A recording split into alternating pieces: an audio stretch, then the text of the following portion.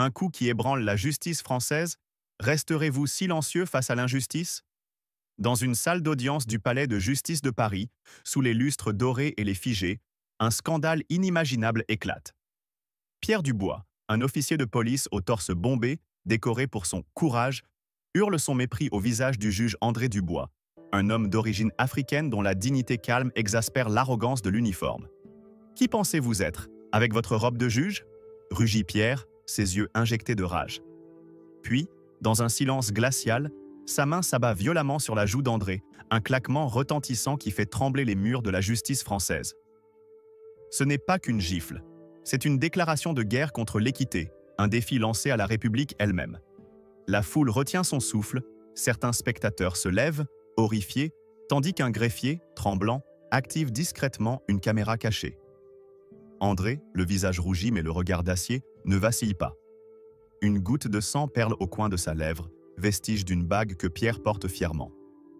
Cette goutte, tel un symbole, incarne des décennies d'injustice tue. Pierre, croyant son pouvoir intouchable, ricane, ignorant que ce geste signe sa chute. Ce n'est pas seulement un homme qui l'a frappé, c'est l'âme de la justice, outragée sous les yeux d'une nation. La colère gronde, prête à exploser. Avant de plonger dans ce récit bouleversant, si cette histoire vous touche, laissez un 1 en commentaire et abonnez-vous à la chaîne pour ne rien manquer.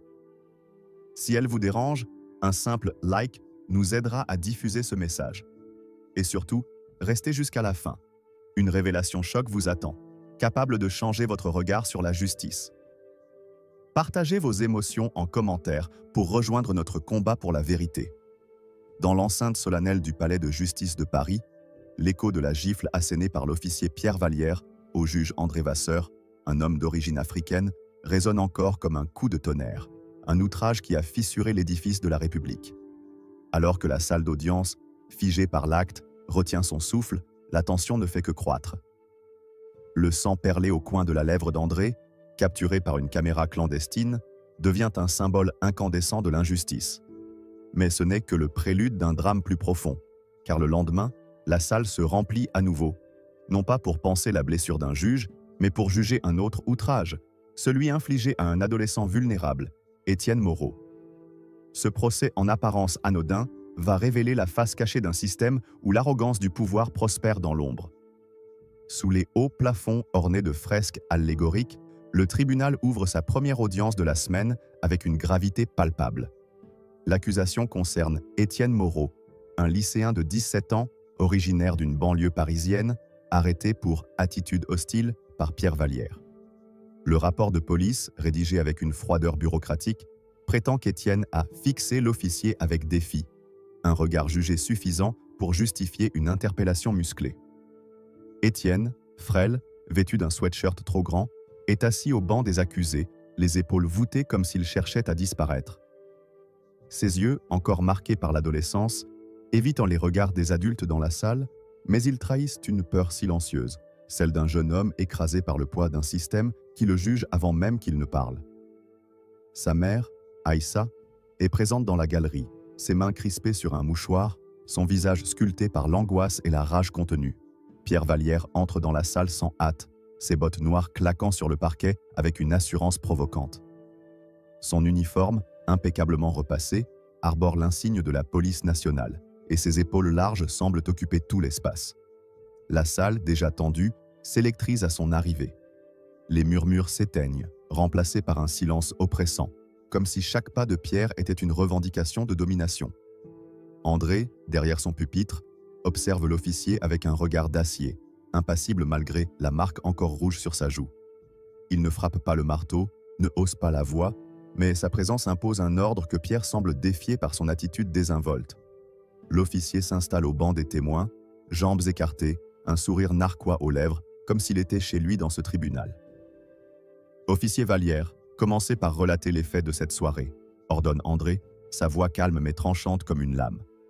Pierre, sans se départir de son arrogance, répond avec un haussement d'épaule. « J'étais en patrouille dans le quartier des Lilas.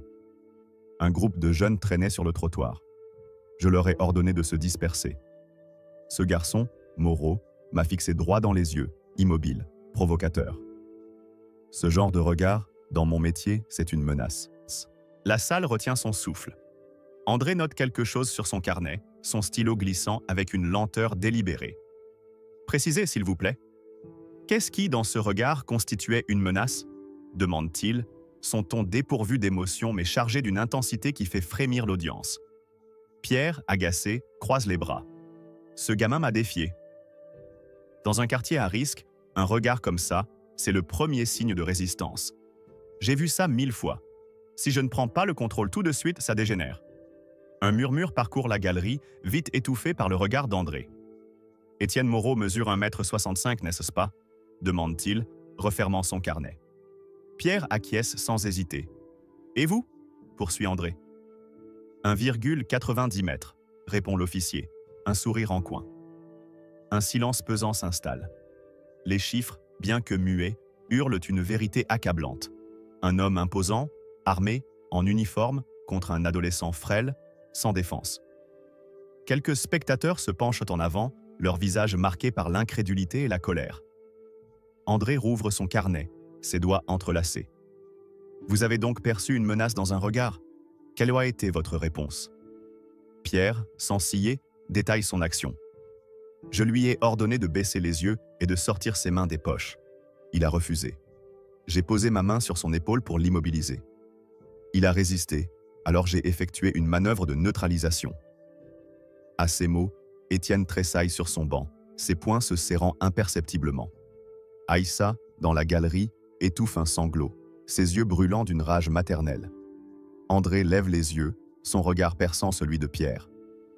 Cette manœuvre de neutralisation a-t-elle nécessité de plaquer un adolescent au sol, face contre le bitume, devant ses amis? La question, posée sans élever la voix, frappe comme un coup de fouet. Pierre, pour la première fois, hésite, son assurance vacillant. C'était nécessaire pour maintenir l'ordre, marmonne-t-il. André se penche légèrement vers le micro. Monsieur Vallière, si Étienne avait été un lycéen blond en uniforme d'un lycée privé, l'auriez-vous considéré comme une menace pour le même regard? La salle s'embrase d'un murmure indigné. Pierre ricane, mais son rire sonne faux. Je ne fais pas de différence. Un regard provocateur, c'est un regard provocateur. André ne répond pas immédiatement. Il retire ses lunettes, les essuie lentement avec un tissu tiré de sa poche, chaque geste amplifiant la tension. Lorsqu'il les remet, son regard transperce Pierre. Très bien. Notez tout, y compris cette réponse, dit-il au greffier, sa voix aussi froide que l'acier. Un détail nouveau surgit, ajoutant une couche d'horreur à l'affaire. Une passante, présente lors de l'arrestation, avait filmé la scène sur son téléphone. La vidéo, remise anonymement au tribunal, montre Pierre pressant son genou sur le dos d'Étienne, alors que l'adolescent, menotté, supplie « Je n'ai rien fait ». La foule dans la salle, en visionnant l'extrait projeté sur un écran, explose de colère. Une femme crie « C'est un enfant !» André, impassible, ordonne le silence, mais ses yeux trahissent une fureur contenue. Cette vidéo n'est pas seulement une preuve, c'est une accusation contre un système qui a permis à Pierre de croire qu'un regard pouvait justifier une telle violence. « Merci, officier Vallière », conclut André, sa voix coupante. Votre témoignage sera confronté aux images et aux déclarations des témoins. Il se tourne vers le greffier. Enregistrez tout, surtout la partie concernant le regard provocateur. La salle, transformée par ces mots, vibre d'une indignation collective. Pierre, toujours assis, sent pour la première fois le poids des regards braqués sur lui, non plus comme un héros, mais comme un accusé. André, lui, reste droit, son calme devenant une arme plus puissante que la brutalité de Pierre. Ce n'est que le début d'un procès qui ne juge pas seulement un homme, mais tout un système qui a laissé l'injustice prospérer sous le couvert de l'uniforme. Sous les voûtes imposantes du tribunal, l'atmosphère est saturée d'une tension presque tangible. Les spectateurs, journalistes et citoyens ordinaires remplissent les bancs, leurs regards oscillant entre colère contenue et espoir fragile. André, assis à son pupitre, ajuste ses lunettes avec une précision méthodique, son calme contrastant avec l'agitation de la salle. Pierre Vallière, convoqué à nouveau comme témoin, entre avec la même arrogance, ses bottes claquant sur le parquet comme un défi. Mais aujourd'hui, un éclat inhabituel brille dans ses yeux. Une lueur de méfiance, comme s'il sentait que le vent tournait. André, sans un mot superflu, ouvre un dossier épais, ses doigts effleurant les pages avec une gravité qui impose le silence. « Officier Vallière, commence-t-il, sa voix aussi tranchante qu'une lame. Je vous demande d'expliquer précisément ce qui, dans le regard d'Étienne Moreau, justifiait une telle violence. » Pierre, les bras croisés, répond avec un rictus. Dans les quartiers comme celui des Lilas, un regard peut être une provocation. Ce gamin m'a fixé comme s'il voulait me défier. J'ai agi selon mon expérience. André incline légèrement la tête, ses yeux perçant ceux de Pierre. Votre expérience, répète-t-il lentement, inclut-elle de présumer la menace selon l'apparence? Si Étienne avait été un lycéen d'un arrondissement huppé, avec une chemise bien repassée, auriez-vous interprété son regard de la même manière? La question posée sans hausser le ton fait l'effet d'un coup de tonnerre. Un murmure indigné parcourt la salle, et Aïssa, la mère d'Étienne, serre les poings, ses yeux brûlants d'une rage muette. Pierre, déstabilisé, se redresse. Je ne fais pas de distinction. Un regard provocateur, c'est une menace. Point final.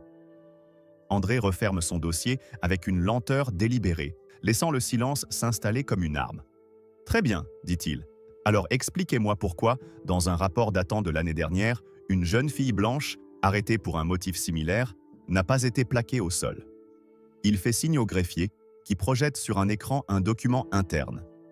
Un rapport où Pierre avait noté « comportement coopératif » pour une adolescente blonde, malgré un témoignage de « regard insolent ». La salle explose en murmures, certains spectateurs se levant, incapables de contenir leur fureur. Une voix crie « C'est toujours les mêmes qu'on vise !»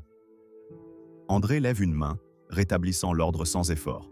« Monsieur Vallière, votre expérience semble varier selon la couleur de peau. Pouvez-vous clarifier ce critère ?» Pierre, le visage crispé, répond avec une colère mal contenue. « Vous ne comprenez pas la rue, monsieur le juge. Là dehors, je dois réagir vite. Ce gamin, dans ce quartier, c'était un risque. » André, sans ciller, poursuit. « Étienne Moreau, 17 ans, 1,65 m, sans armes, menotté, face à vous, 1,90 m, armé. Où était le risque ?» Chaque mot, prononcé avec une clarté glaciale, semble trancher l'arrogance de Pierre comme une lame. La foule, jusque-là contenue, commence à murmurer plus fort, une colère collective montant comme une vague prête à déferler. Un élément nouveau intensifie le drame. Une lettre anonyme, glissée sous la porte du bureau d'André la veille, est projetée à l'écran. Écrite à l'encre noire, elle détaille une plainte ignorée contre Pierre, déposée par un autre adolescent, Malik Diallo, arrêté il y a 2 ans pour un motif similaire. Regard suspect. La plainte, jamais traitée, mentionne une violence physique similaire, avec un détail glaçant. Malik avait été hospitalisé après l'arrestation, une côte fracturée. André lit la lettre à voix haute, chaque mot résonnant comme une accusation contre un système qui a fermé les yeux. « Qui a décidé qu'un regard suffisait pour briser une côte ?» demande-t-il, son regard fixé sur Pierre. La salle en ébullition vibre d'une indignation à peine contenue. Aïssa se lève, les larmes aux yeux, criant « Mon fils n'est pas un criminel !» Pierre, acculé, tente de se défendre. « Je suivais la procédure. » Dans ces quartiers, on ne peut pas prendre de risques. Mais André interrompt, sa voix toujours calme mais d'une intensité qui fait taire la salle. La procédure ne donne pas le droit de présumer la culpabilité selon l'origine. Si votre réflexe change selon le visage en face de vous, ce n'est plus une procédure, c'est une injustice. Il se tourne vers le greffier. Notez chaque mot, surtout cette justification. La foule, désormais incapable de rester silencieuse, murmure des accusations. Racisme, honte à lui. Une femme âgée, assise au fond, serre un chapelet, ses lèvres tremblant de colère face à l'arrogance d'un système qui a trop longtemps protégé Pierre. André conclut l'interrogatoire avec une phrase qui résonne comme un verdict. « Votre témoignage, officier Vallière, ne justifie pas un acte, il expose un préjugé. » Il ordonne une pause, mais son regard reste fixé sur Pierre, comme s'il voyait à travers lui, jusqu'aux racines d'un système corrompu par le silence. La salle, transformée en un tribunal de la conscience collective, ne peut plus ignorer la vérité. Ce n'est pas seulement Pierre qui est jugé, mais une culture d'impunité qui a permis à de tels actes de se répéter. Alors que Pierre quitte le banc des témoins, son assurance s'effrite, ses épaules s'affaissant légèrement sous le poids des regards accusateurs. André, lui, reste immobile, son calme devenant un phare dans la tempête, un symbole de résistance face à l'injustice qui ne demande qu'à éclater. Sous un ciel gris d'automne, les couloirs du palais de justice vibrent d'une agitation fébrile. À peine la séance levée, Pierre Vallière, toujours drapé de son uniforme, traverse le hall principal, son visage crispé par une rage mal contenue. Étienne Moreau, libéré sous caution mais encore tremblant, est escorté par un huissier vers la sortie. Sans avertissement, Pierre s'approche, sa main s'abattant sur le col du sweatshirt d'Étienne. D'un geste brutal, il le tire à travers le corridor, comme s'il traînait un objet sans valeur.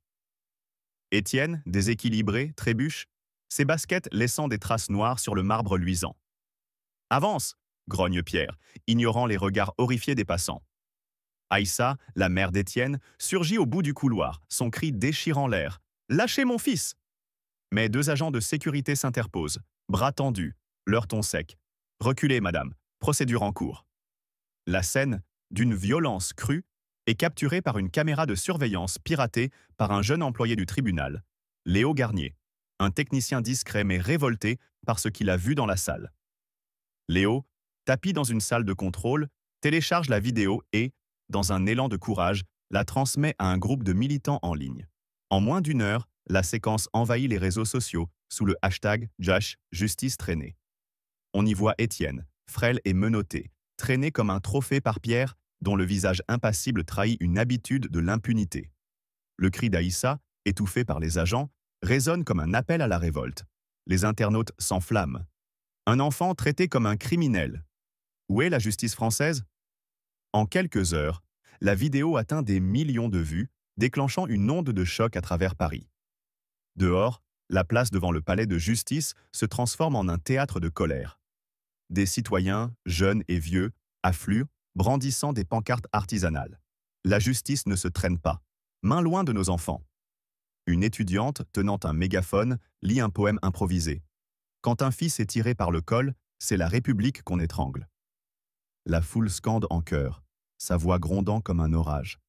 Des bougies s'allument à la tombée de la nuit, leurs flammes vacillantes défiant le vent froid.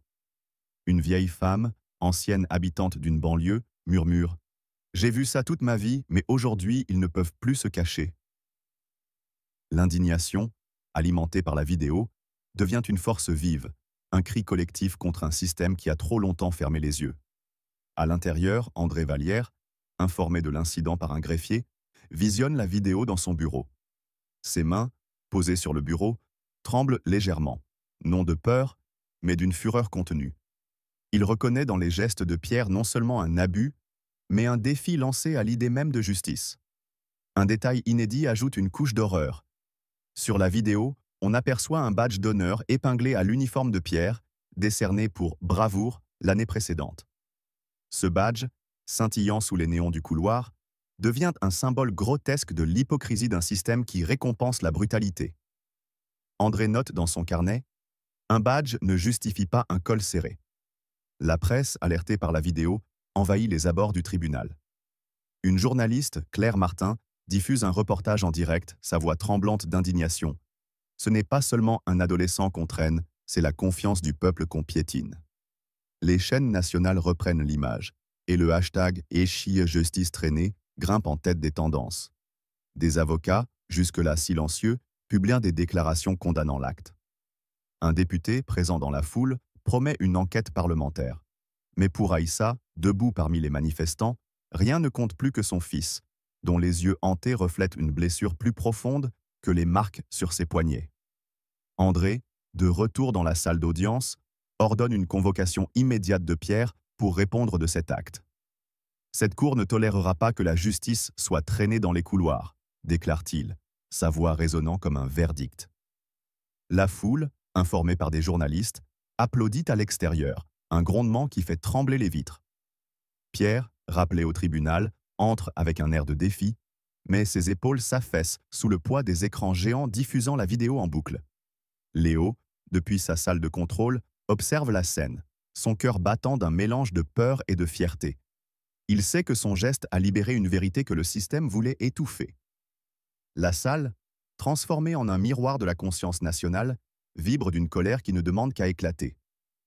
André, toujours droit, regarde Pierre, non comme un juge face à un accusé, mais comme un homme face à un système qui a trop longtemps protégé l'injustice.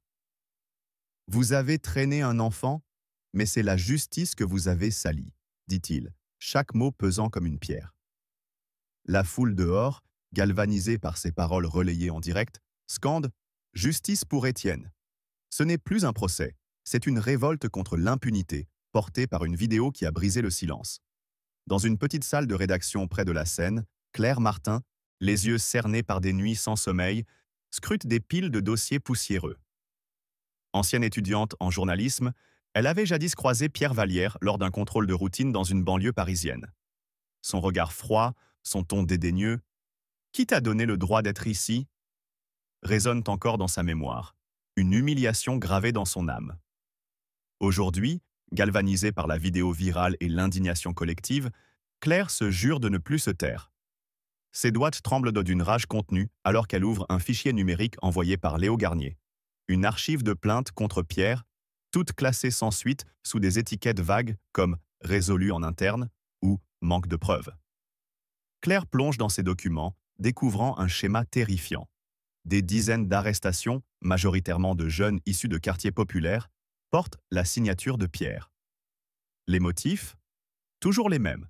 Comportement suspect, regard provocateur, attitude non coopérative. Une plainte datée de 3 ans retient son attention, celle d'un étudiant, Amadou Keïta, arrêté pour avoir résisté lors d'un contrôle. Le rapport mentionne des ecchymoses, mais aucune enquête n'a suivi. Claire, le cœur battant, contacte Amadou, aujourd'hui employé de banque. Sa voix, au téléphone, tremble de douleur refoulée. « Il m'a plaqué contre un mur, m'a traité de voyou. J'ai cru que je ne rentrerais pas chez moi. » Cette confession, comme un cri étouffé, attise la fureur de Claire. Un élément inédit intensifie le scandale. En fouillant les archives numériques, Claire découvre un courriel interne, intercepté par Léo, entre Pierre et un supérieur, le commandant Louis Garnier. Daté d'il y a 2 ans, il ordonne de « nettoyer » un rapport concernant une interpellation violente. Le mot « nettoyer » fait frémir Claire. C'est la preuve d'une complicité institutionnelle. Elle contacte Julien Lefebvre, un jeune analyste juridique travaillant au tribunal, connu pour son intégrité. Julien, révolté par la vidéo d'Étienne, accepte de croiser les données. Ensemble, ils exhument des dizaines de rapports falsifiés, où des témoignages de victimes, souvent des jeunes racisés, ont été remplacés par des versions édulcorées. Un dossier mentionne une adolescente, Safia Diallo, arrêtée pour insolence et détenue 6 heures sans motif. Sa plainte, déposée avec des photos de bleu sur ses bras, a été égarée. La colère de Claire atteint son paroxysme lorsqu'elle découvre une vidéo amateur, fournie par un témoin anonyme, montrant Pierre frappant un jeune lors d'un contrôle d'identité en 2022. La foule autour crie, mais Pierre, impassible, arbore son badge de bravoure. Cette image, juxtaposée à celle d'Étienne Traîné, devient une accusation irréfutable contre un homme protégé par un système complice. Claire rédige un article cinglant pour Le Monde, intitulé « L'ombre de l'uniforme », dénonçant non seulement Pierre, mais aussi la machinerie qui l'a couvert. Publié en ligne à minuit, l'article explose, partagé des milliers de fois. Les réseaux sociaux s'enflamment, des hashtags comme #StopImpunité et #Justice pour tous surgissant comme des cris de ralliement. Dehors, la place du palais de justice devient un campement de résistance. Des étudiants, des maires de banlieue, des retraités se joignent à la foule, leurs pancartes clamant « Plus jamais ça !» Une fresque murale, peinte clandestinement sur un mur voisin, représente Étienne, point levé, avec l'inscription « Un col serré, une nation étouffée ». Aïssa, présente parmi les manifestants, prend la parole lors d'un rassemblement improvisé, sa voix brisée mais puissante. « Mon fils n'est pas un criminel, mais il le traite comme tel. Combien d'autres enfants devront souffrir ?» La foule, en larmes, scande son nom, un grondement qui atteint les fenêtres du tribunal. André, informé de l'article de Claire, convoque Julien dans son bureau. Le jeune analyste, nerveux mais déterminé, lui remet une clé USB contenant les preuves compilées. André, en parcourant les fichiers, sent une colère froide monter en lui. « Ce n'est pas un homme, c'est un système », murmure-t-il, ses doigts serrant le bois de son bureau. Il ordonne une enquête interne immédiate, et transmet les preuves à la Cour des comptes judiciaires, bravant les pressions de ses supérieurs. La salle d'audience, lorsqu'elle rouvre, est bondée, les journalistes brandissant des micros, avides de capturer la suite. Pierre, rappelé au banc des témoins, sent le sol se dérober sous lui. Son badge, jadis symbole de pouvoir, semble maintenant le marquer comme un paria. Claire, dans la galerie, griffonne frénétiquement, son stylo traçant les contours d'une révolution naissante. Chaque mot qu'elle écrit est un coup porté à l'impunité. La foule dehors, galvanisée par son article, entonne un chant traditionnel sénégalais, un hommage aux racines d'Étienne, transformant la place en un symbole de résistance. André, derrière son pupitre, lève les yeux vers la salle. « Ces preuves seront examinées », déclare-t-il, sa voix résonnant comme un marteau. « La justice ne sera pas traînée plus loin. » La foule applaudit, un rugissement qui ébranle les murs, tandis que Pierre, pour la première fois, baisse le regard, acculé par une vérité qu'il ne peut plus nier. Dans l'ombre des rédactions parisiennes, l'article incendiaire de Claire Martin et les preuves accablantes compilées avec l'aide de Julien Lefebvre ont transformé la vidéo virale d'Étienne Moreau, traînée par Pierre Vallière, en un cri de ralliement national. Les révélations sur les rapports falsifiés et les plaintes étouffées, soutenues par la fresque murale et les chants de résistance, ont fait trembler les fondations du palais de justice. André Vallière, armé de ces nouvelles preuves, a ordonné une enquête interne, défiant les pressions d'un système habitué à protéger ses propres abus. Mais alors que la foule scande « Justice pour Étienne », à l'extérieur, une vérité plus sombre émerge, menaçant de fissurer davantage la façade de la République. André, le regard inflexible, s'apprête à ouvrir une plaie que le système a longtemps voulu garder scellée. Dans les couloirs austères du palais de justice, où les portraits des anciens magistrats semblent jugés en silence, André Vallière se tient seul dans son bureau, un vieux dossier jauni posé devant lui. La lumière tamisée d'une lampe de bureau éclaire les pages, révélant un nom qui hante encore les mémoires des banlieues.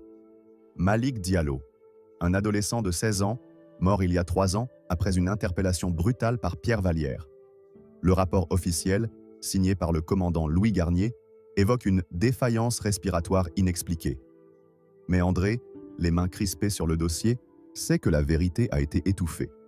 Une nouvelle pièce, obtenue par Julien Lefebvre, change tout. Un enregistrement audio, retrouvé sur un serveur judiciaire oublié, capture Pierre, ordonnant à un collègue de « faire disparaître » les images de vidéosurveillance de l'incident. Cet enregistrement, brut et glaçant, devient une arme dans les mains d'André. Le tribunal rouvre sous une tension électrique. La salle, bondée de journalistes, d'avocats et de citoyens, vibre d'une colère à peine contenue. André, vêtu de sa robe noire, entre sans escorte, son pas mesuré contrastant avec l'agitation ambiante. Son visage, encore marqué par la gifle de Pierre, porte une dignité qui impose le silence. Pierre, convoqué à nouveau, apparaît diminué, son uniforme ne suffisant plus à masquer son malaise. André pose le dossier de Malick Diallo sur le pupitre, sa voix tranchante brisant le silence. « Officier Vallière, expliquez pourquoi les images de l'arrestation de Malick Diallo, un adolescent de 16 ans, ont été effacées. » Pierre, les mâchoires serrées, tente de garder son assurance. « Je n'ai aucun souvenir de cet incident. Les rapports sont clairs, il n'y avait pas d'image exploitable. » André lève une main et le greffier lance l'enregistrement audio. La voix de Pierre, arrogante et froide, résonne dans la salle. « Supprimez cette vidéo, personne ne doit voir ce gosse au sol. » Un silence étouffant s'abat, suivi d'un grondement de colère dans la galerie. Aïssa, présente au premier rang, se lève, ses yeux brillants de larmes et de rage. « Vous avez tué un enfant et caché la vérité ?» La foule, incapable de se contenir, scande « Assassin !» André, impassible, fixe Pierre, dont le visage blêmit. « Monsieur Vallière, votre oubli a coûté une vie. Qui vous a donné le droit de décider ce que la justice peut voir ?» demande-t-il, chaque mot pesant comme un verdict. Un élément inédit intensifie l'horreur. Une lettre manuscrite, découverte par Julien dans les archives scellées, est projetée à l'écran. Écrite par la mère de Malick, Fatou Diallo, elle suppliait la police de rouvrir l'enquête, décrivant les derniers mots de son fils. Il a dit qu'il ne pouvait pas respirer. La lettre, jamais lue par un juge, avait été classée comme irrecevable. André lit ces mots à voix haute, sa voix tremblant pour la première fois, non de faiblesse, mais d'une fureur contenue. La salle explose, des cris de « honte » fusant de toutes parts. Une jeune femme, brandissant une photo de Malik, hurle « Combien d'autres enfants avez-vous brisés ?» André ordonne le silence, mais ses yeux trahissent une colère profonde. « Commandant Garnier, dit-il, se tournant vers le supérieur de Pierre, présent dans la salle, « vous avez signé ce rapport. Expliquez pourquoi une plainte pour homicide a été enterrée. » Garnier, un homme aux cheveux grisonnants, baisse les yeux, incapable de répondre. André poursuit, impitoyable, « Si la justice permet à un officier de détruire des preuves, elle n'est plus justice, elle est complice. » Il ordonne la réouverture immédiate de l'affaire Diallo, défiant les murmures de désapprobation des hauts fonctionnaires dans la salle. La foule, galvanisée, applaudit, un rugissement qui ébranle les murs de pierre. Dehors, la place du palais de justice devient un sanctuaire de mémoire. Des portraits de Malik, peints à la main, sont accrochés aux grilles, entourés de fleurs blanches. Une inscription, griffonnée sur une banderole, proclame « La vérité ne meurt pas avec nos enfants ». Claire Martin, présente parmi les manifestants, filme la scène, sa caméra capturant l'émotion brute d'une communauté en deuil mais résolue. Julien, à ses côtés, serre un dossier contre sa poitrine, conscient que son travail a libéré une vérité trop longtemps enfouie. André, depuis son bureau, observe la foule par la fenêtre, ses mains serrant le dossier de Malik. Il écrit dans son carnet « Un système qui cache la mort d'un enfant n'a plus le droit de se dire juste ». La presse, désormais insatiable, relaie l'enregistrement et la lettre, transformant l'affaire en un scandale national. Le Figaro titre « Un officier, un meurtre, un système en accusation ». Les réseaux sociaux s'embrasent, des hashtags comme « Justice pour Malik » et « A place jamais » dominant les tendances. Pierre, acculé, reste silencieux au banc des témoins, son badge de bravoure semblant désormais une insulte. Garnier, pressé par les journalistes à l'extérieur, marmonne une excuse vague, mais son départ précipité en voiture trahit sa culpabilité. André, inflexible, transmet le dossier à une commission indépendante, bravant les menaces implicites de ses supérieurs. La salle d'audience, devenue un miroir de la conscience nationale, ne peut plus ignorer la vérité. Ce n'est pas seulement Pierre qui est jugé, mais un système qui a protégé ses crimes. Les preuves s'accumulent comme des pierres tombales. L'enregistrement audio de Pierre, ordonnant la suppression des vidéos, les rapports falsifiés découverts par Julien Lefebvre et la vidéo virale d'Étienne traînée dans le couloir forment un réquisitoire implacable. Claire Martin, appelée comme témoin, lit un extrait de son article, sa voix tremblante de rage. « Pierre Vallière n'a pas agi seul. Il était le bras armé d'une institution qui a fermé les yeux. » Aïssa, la mère d'Étienne, témoigne, ses mots coupant comme des lames. « Mon fils a été traîné comme un animal, et vous l'avez décoré pour ça. » La salle, secouée, murmure des accusations, tandis que Pierre baisse les yeux, incapable de soutenir le regard de la foule. Un élément inédit intensifie le drame. Un ancien collègue de Pierre, l'officier retraité Marc Dubois, brise un serment de silence. Il révèle que Pierre avait reçu des ordres directs de Louis Garnier pour gérer les plaintes des banlieues, souvent par la force. Une note manuscrite de Garnier, saisie lors d'une perquisition, ordonnait « Pas de vagues dans les quartiers sensibles ». Projetée à l'écran, elle déclenche une explosion de colère. Une femme crie « Ils ont vendu nos enfants pour le calme ». Sophie Laurent, impassible, ordonne la lecture d'un rapport interne. 127 plaintes contre l'unité de Pierre, toutes classées sans suite sous la supervision de Garnier. La foule, hors d'elle, scande « Démission ». Le verdict tombe comme un couperet. Pierre est condamné à 8 ans de prison ferme, déchu de tous ses droits professionnels, sans possibilité d'appel privilégié. Garnier, convoqué comme témoin, annonce sa démission en direct, sa voix brisée. « J'ai cru protéger l'ordre, mais j'ai trahi la justice. » Il quitte la salle sous les huées, sa silhouette s'effaçant dans un couloir sombre.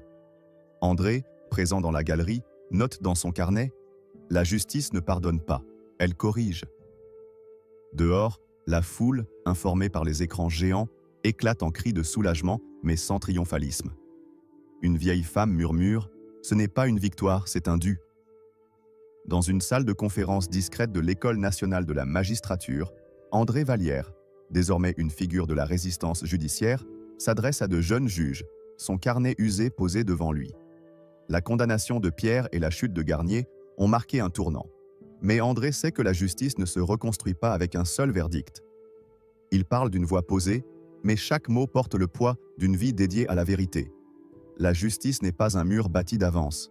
Elle est chaque pierre posée par ceux qui refusent de détourner le regard. Les étudiants, suspendus à ces paroles, griffonnent frénétiquement, conscients d'assister à un moment historique. Un nouvel élément galvanise l'espoir. Une pétition, lancée par Claire Martin et signée par des milliers de citoyens, aboutit à une réforme législative. Une loi, baptisée « Loi Diallo », en hommage à Malik, impose une formation obligatoire contre les biais raciaux pour tous les officiers de police et une transparence accrue sur les plaintes internes.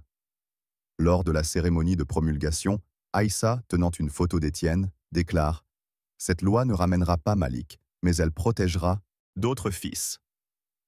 La foule, rassemblée place de la République, brandit des pancartes. La justice vit quand nous veillons. André, sollicité pour un poste à la Cour de cassation, décline l'offre dans une lettre rendue publique. Je ne peux siéger plus haut tant que la justice est piétinée en bas. Ce refus, relayé par Le Monde, devient un symbole d'intégrité. Une fresque, peinte sur un mur du 93, représente André, main ouverte, avec l'inscription « Il est resté pour nous ». Les écoles de droit intègrent son témoignage dans leurs cours et une étudiante, lors d'un séminaire, déclare « Il nous a appris que la justice n'est pas un titre, mais un choix ». André, toujours au palais de justice, continue de juger, son marteau remplacé par l'écoute, laissant un héritage qui transcende les verdicts. Le 6e paragraphe se termine sur l'ordonnance d'André pour rouvrir l'affaire Diallo et la révolte publique face à la complicité de Garnier. Le 7e paragraphe s'ouvre sur le procès fédéral de Pierre, reliant les deux moments par la continuité de l'enquête d'André et l'intensification de la colère publique. La transition vers le 8e paragraphe passe par la condamnation de Pierre, menant à la réflexion d'André sur la reconstruction de la justice, créant une progression fluide et dramatique.